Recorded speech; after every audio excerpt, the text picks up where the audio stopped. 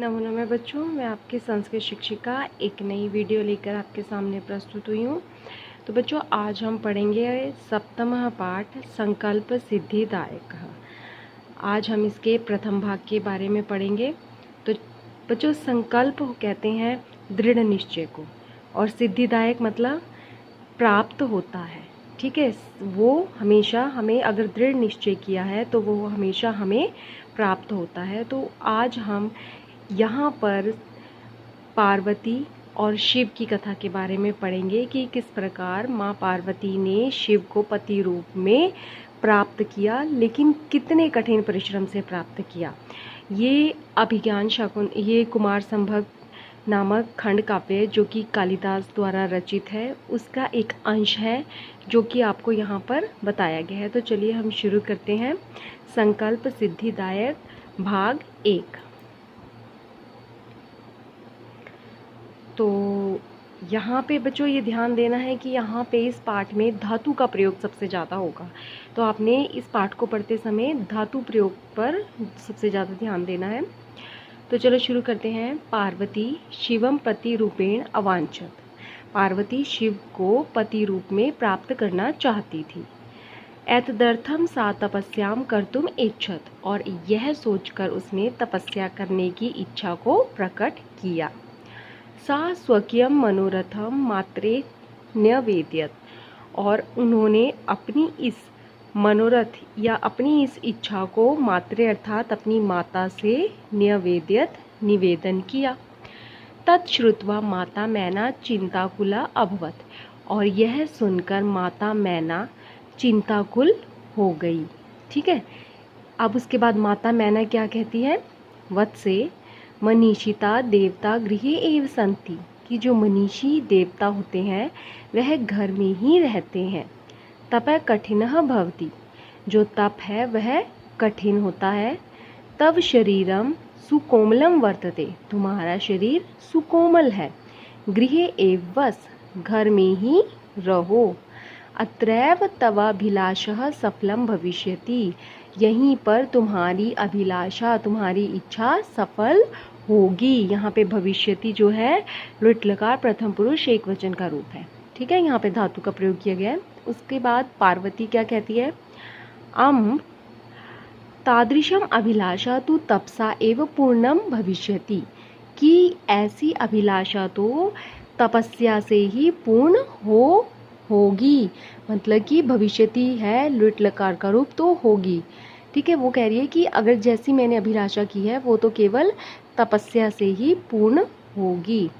अन्यथा तादृशम च पतिम कथम प्राप्स्यामि, अन्यथा जैसा मैं पति चाहती हूँ वैसा मैं कैसे प्राप्त करूँगी।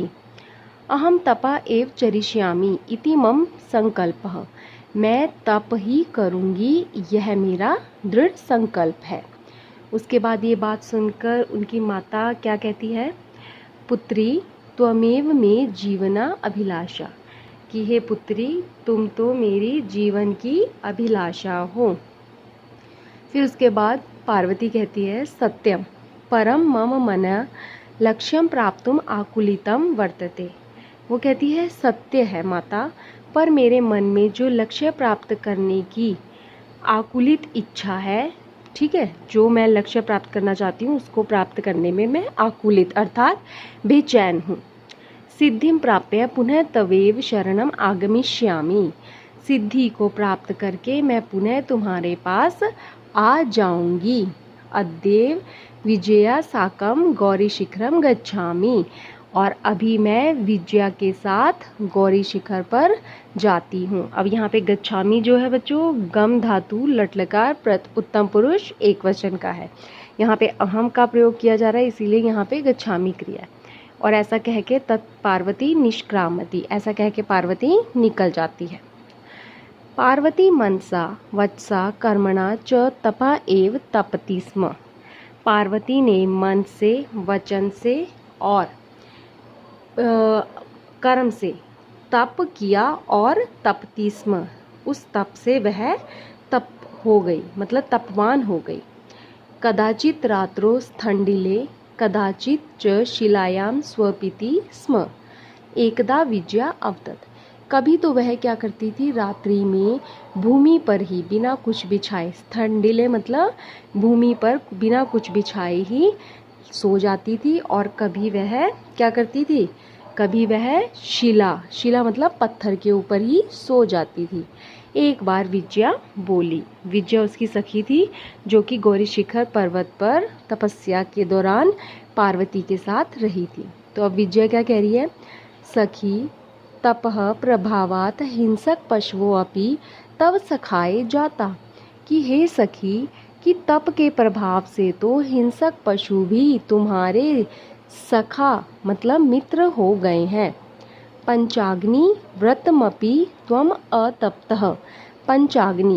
पंचाग्नि व्रत कहते हैं बच्चों, जैसे अपने चारों तरफ आग लगा लेते हैं और फिर सूरज की तरफ एक चित होकर उसको देखकर तप करते हैं, ठीक है, उसको कहते हैं पंचाग्नि व्रत।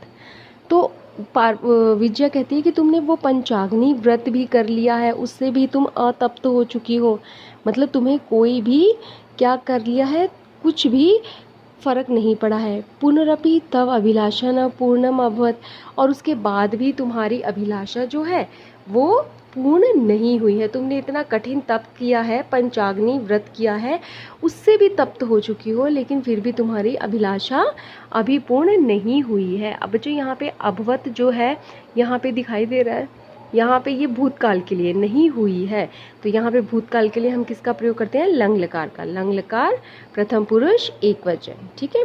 तो चलिए चलते हैं हम अपने आगे। उसके बाद पार्वती क्या कहती है, अयि विजये किम न जानासि। अरे विजया क्या तुम नहीं जानती, मनसी कदापि धैर्यम न परित्यज्यति, कि मन से कभी भी धैर्य को नहीं त्यागना चाहिए। अपि च मनोरथाम अगतिम नास्ति, और भी जो मनोरथ होता है, जो हम मन में कामना कर लेते हैं, वो कभी भी क्या होती है, रुकती नहीं है। अगति मतलब गति होती है रुकना, और अगति मतलब ना रुकना, तो कभी भी नहीं रुकती है। तो उसके बाद विजया क्या कहती है, त्वम वेदम अधीतवती, कि तुमने तो वेद भी पढ़ लिए हैं। यज्ञम संपादितवती, तुमने तो यज्ञ भी संपादित कर दिए हैं। तप कारणात जगति तव प्रसिद्धि, ठीक है, और तप के कारण से पूरे जगत में तुम प्रसिद्ध भी हो गई हो। अपर्णा इति नामना अपि त्वम प्रथिता, और अपर्णा ये नाम तुम्हें मतलब प्रचलित हो गया है तुम्हारे लिए, अपर्णा नाम। अपर्णा नाम बच्चों, अपर्णा जो शब्द बना है वो पर्ण शब्द से बना है, मूल शब्द पर्ण है। पर्ण का मतलब होता है पत्ता, और अपर्ण हो गया जिसने पत्ता भी ना खाया हो। तो मतलब उसने कहा है कि तुमने तो पत्ता तक भी नहीं खाया है, इसीलिए तुम्हारा नाम अपर्णा, ये नाम प्रचलित हो गया है। पुनरपि तपसः फलम नेव दृश्यते, और उसके बाद भी तुम्हारे तप का कोई फल दिखाई नहीं दे रहा है। अब यहाँ पे नेव में अगर संधि विच्छेद करेंगे तो न जमा एव, ठीक है, दृश्यते, तो यहाँ पे नहीं दिखाई दे रहा है। उसके बाद पार्वती क्या कहती है, पार्वती अपनी मित्र को कहती है, अयि आतुर हृदय कथम त्वम चिंतिता। आतुर हृदय कहते हैं जो जल्दी से व्याकुल हो जाती है। वो कहती है, अरे व्याकुल हो, कथम त्वम चिंतिता, तुम व्याकुल होकर क्यों चिंता करती हो। तभी नेपथ्य कहते हैं पीछे से, पर्दे के पीछे से आवाज आती है, अयि भो अहम आश्रम वटु जलम वांछामि। वो क्या कहते हैं, अरे मैं आश्रम वटु हूँ और क्या चाहता हूँ, जलम वांछामि, मैं जल को चाहता हूँ। कोई वटु रूप में ऋषि आते हैं और वो किस चीज़ की मांग करते हैं, जल पीने की। ससंभ्रम, तो क्या होता है, घबराकर वो क्या कहती हैं, मतलब उनको डाउट होता है कि कौन आया है। तो वो पार्वती विजय को कहती है, विजय पश्य कोअपि वटु आगतो अस्ति, कि विजया देखो कोई वटु मतलब ऋषि, कोई ब्राह्मण आए हैं। विजया झटिति अगच्छत, जो विजया थी वो झटती कहते हैं एकदम से, ठीक है, वो एकदम से जल्दी से जाती है और सहसे वटु रूपधारी शिव तत्र प्राविशत, और वहाँ पर अचानक वो जो वटु रूपधारी है वो है शिव, वटु रूपधारी शिव वहाँ पर प्रवेश करते हैं। फिर विद्या क्या कहती है, वटो स्वागतम ते उपविष्टु भवान, कि वटु आपका स्वागत है, आप बैठो। इयम में सखी पार्वती, यह मेरी सखी पार्वती है। ये वो इंट्रोडक्शन दे रही है विद्या, किसको, वटु को। शिवम प्राप्तुम अत्र तपः करोति, यह शिव को प्राप्त करने के लिए यहाँ पर तप कर रही है। ठीक है बच्चों, ये था हमारा बच्चों पहला भाग। तो पहले भाग में हमने इस पाठ को आधा पढ़ा है, और दूसरे भाग में हम जब दूसरी वीडियो करेंगे तो हम इसके दूसरे भाग की तरफ पढ़ेंगे। ठीक है, तब तक के लिए आप इस पाठ को ध्यान से समझिए, पढ़िए, और धन्यवाद।